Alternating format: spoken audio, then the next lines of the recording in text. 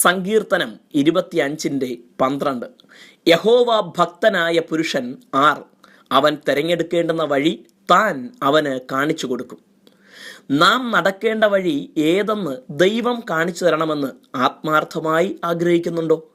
ദൈവത്തിന് ഇഷ്ടമുള്ളതും തൻ്റെ പദ്ധതി പ്രകാരമുള്ളതുമായ ജീവിതം നയിക്കാനുള്ള യഥാർത്ഥ ആഗ്രഹം നമുക്കുണ്ടോ? അങ്ങനെ നാം ആഗ്രഹിക്കുന്നുവെങ്കിൽ ദൈവം നിശ്ചയമായും നമ്മോട് സംസാരിക്കും. ദൈവത്തെ സത്യത്തിൽ സ്നേഹിക്കുകയും ഭയപ്പെടുകയും ചെയ്യുന്നവരോട് ദൈവം തൻ്റെ ആലോചനകൾ അറിയിക്കുന്നു. അബ്രഹാം പോകേണ്ടുന്ന ഇടം ദൈവം മുൻകൂട്ടി കാണിച്ചു കൊടുത്തില്ല.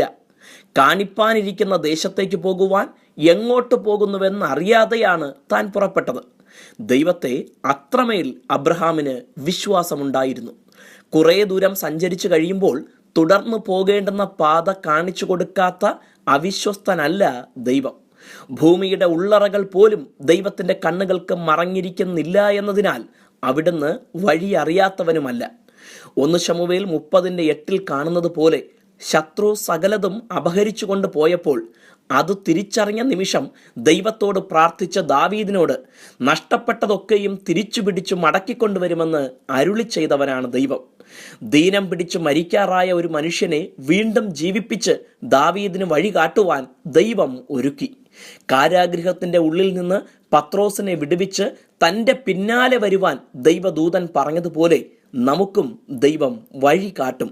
ദൈവം നമ്മെ അനുഗ്രഹിക്കട്ടെ.